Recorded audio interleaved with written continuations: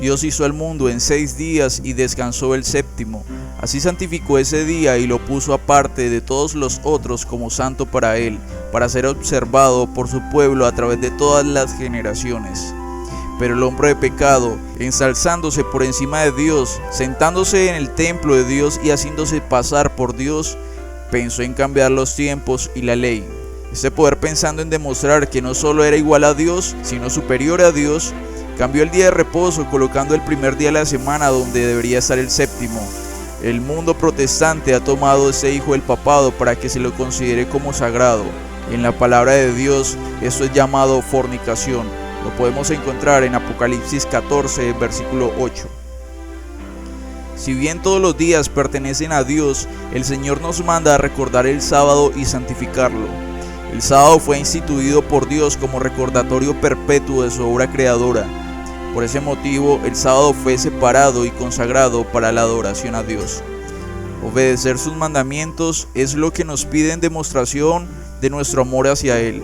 Como un padre a su hijo, Él nos pide que le demostremos su amor obedeciendo sus mandamientos. Si me amáis, guardad mis mandamientos, dijo el Señor. Edictos reales, concilios generales y ordenanzas de la Iglesia sostenidos por el poder civil fueron los peldaños por medio de los cuales el día de fiesta pagano alcanzó su puesto de honor en el mundo cristiano. La primera medida pública que impuso la observancia del domingo fue la ley promulgada por Constantino en el año 321 después de Cristo. Dicho edicto requería que todos los habitantes de las ciudades descansaran en el venerable día del sol, pero permitía a los del campo que prosiguiesen sus faenas agrícolas. A pesar de ser en realidad ley pagana, fue impuesta por el emperador después de que hubo aceptado nominalmente el cristianismo. En la década de 1880, cuando unas leyes que obligaban la observancia o descanso dominical fueron aprobadas en algunos estados del sur de Estados Unidos, algunos adventistas guardadores del sábado fueron arrestados, encarcelados y obligados a trabajar en cuadrillas por desobedecer estas leyes. El asunto del sábado adquirió un gran significado y fue el tema de discusión para ese entonces. Por fortuna, aún no había llegado el tiempo en el cual eso debía cumplirse a cabalidad, y el Señor extendió su misericordia. El profeta vio a 4 ángeles en pie sobre los 4 ángulos de la tierra que detenían los 4 vientos de la tierra para que no soplase viento alguno sobre la tierra, ni sobre el mar, ni sobre ningún árbol.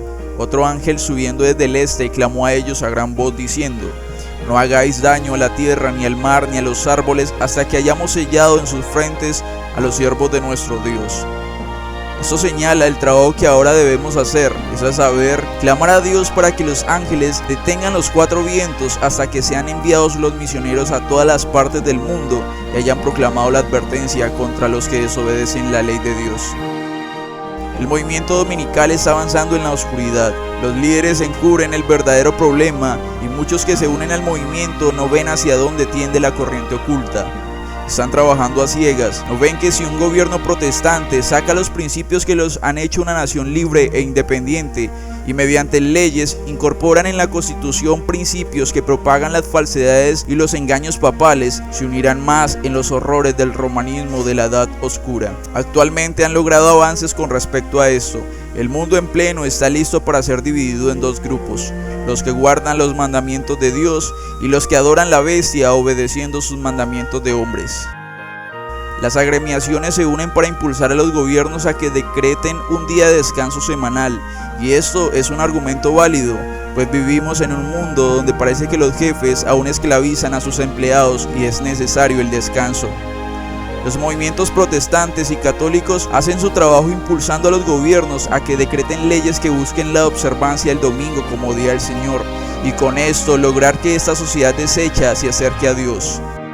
También ahora el movimiento en pro del cambio climático busca que las naciones del mundo decreten el cese de sus labores industriales un día y con esto disminuir la temperatura de nuestro planeta. Todo esto tiene sus argumentos válidos a la vista de los hombres, pero esto en su trasfondo tiene un problema. Obedecer los mandatos humanos es ir en contravía a las ordenanzas divinas, y así como cayeron los juicios para los antediluvianos y los de Sodoma y Gomorra, asimismo este mundo acarreará condenación al transgredir la santa ley de Dios y desechar el verdadero día de adoración. Esta condenación es consecuencia de la desobediencia y es una muerte espiritual y física, pues al desobedecer al Creador estamos haciendo una división que nos impide recibir la gracia divina, que es solo aceptando a Cristo y obedeciendo sus ordenanzas, es decir, los 10 mandamientos de Dios. El Señor no quiere que nadie perezca, pero al separarnos del dador de la vida y desobedecer sus mandamientos ignorantemente, estamos haciendo parte de esa gran condenación que Dios tiene preparado para este mundo caído. El que adore a la bestia de su imagen y reciba su marca en su frente y en su mano, este beberá del vino de la ira de Dios.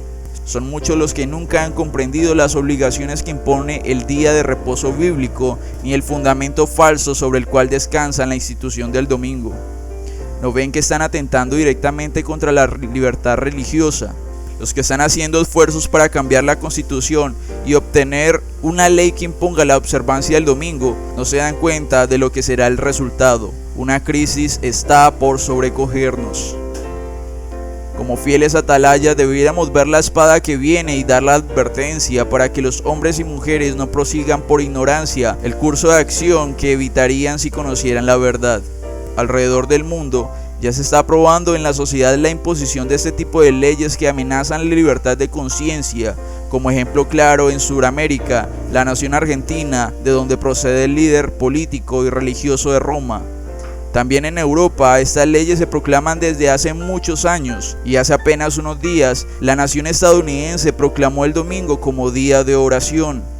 Eso aparentemente no es nada grave, pero vemos como la nación protestante, que aborrecía el papado, y las iglesias protestantes junto a la iglesia de Roma se unen con un fin para promover la espiritualidad en el falso día de reposo.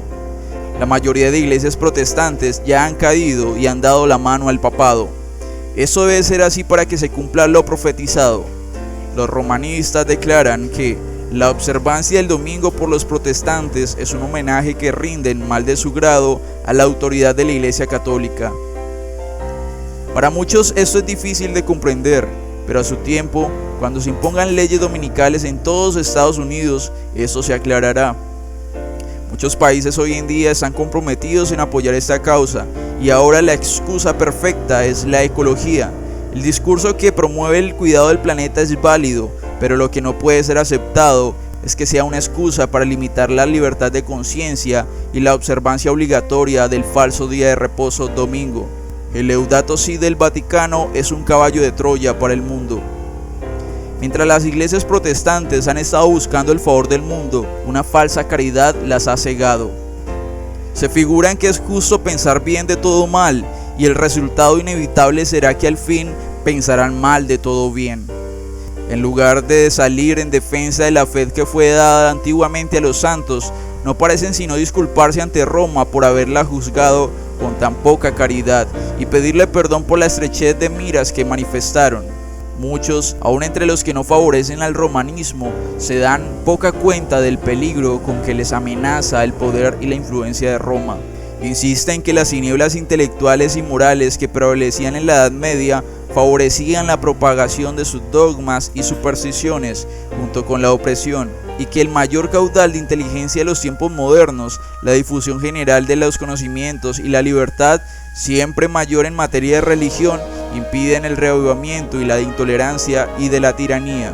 Se ridiculiza la misma idea de que pudiera volver un estado de las cosas semejantes en nuestro tiempo de luces. Es verdad que sobre esta generación brilla mucha luz intelectual, moral y religiosa. De las páginas abiertas de la Santa Palabra de Dios ha brotado luz del cielo sobre la tierra, pero no hay que olvidar que cuanto mayor sea la luz concebida, tanto más densas son las tinieblas de aquellos que la pervierten y la rechazan.